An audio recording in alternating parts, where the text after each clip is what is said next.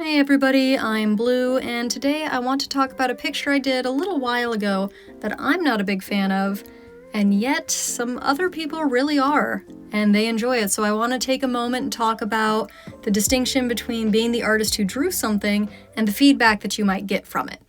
Standing in for our model for this subject is the ever-lovely Mikola Trueheart. When I was going through my digital sketchbook trying to decide what it was I wanted to share today, I saw lots of drawings of just like, here's a character, here's another, but we've done so many of those videos here lately, I wanted something a little bit different, a little bit of a lesson perhaps. And I saw this drawing that I don't like, and it made me think of all the feedback I've gotten on it, as well as what exactly went into it.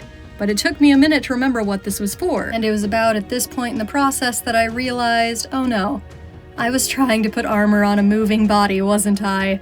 The Giant Slayer campaign had just recently gained a new paladin member in the party, and I wanted to practice at drawing armor in motion because I knew I was going to be drawing this person a lot. Now don't get me wrong, I love drawing armor, especially wonky, cool fantasy armor. After all, I grew up a huge fan of the Saint Seiya series, which if you don't know, is basically magical boys, but they transform into knights. But doodling these guys over and over again in elementary school was not going to prepare me for this particular challenge. And honestly, looking back at it, I wonder why I tried to do so many things at the same time. Because not only do we have the whole armor shebang that's going on right now, but we also have foreshortening, something that I'm not very good with, and once we get to the coloring, because I decided to color this, why not, you'll see that we also have battle damage and coloration and glow effects and everything. The whole process behind this drawing was essentially, I want to draw armor in motion, and yet I decided to do 6 other things to cover up the fact that I was unhappy with the way this was looking. So I keep going and I keep going, trying to add something to this piece that I can actually like. And what do I like? I like glowing effects. And let's do some shading to make these lines that aren't working very well show up a little bit better. But I didn't want to draw a liner. I didn't want to force myself to finish this piece that I didn't like. And yet, here's the results. I am not a fan of this drawing. I don't think that the lines do anything complementary to the rest of the piece.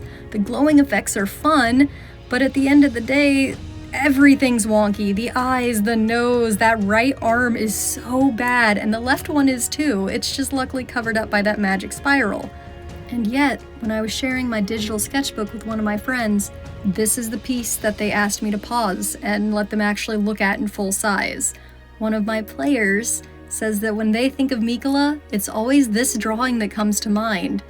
And as the artist, all I see are these little nitpicky flaws, all of these issues that just stop the composition from working well.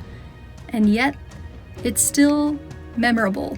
It's still exciting to other people, and that's why sometimes it really is worth showing off art you're not proud of.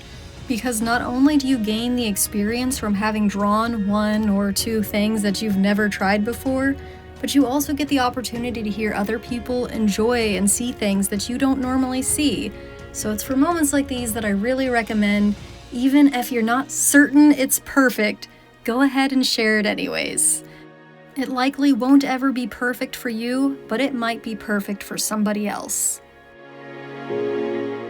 And this is the outro where I tell you to like, comment, and subscribe if you want to see more content like this, and later!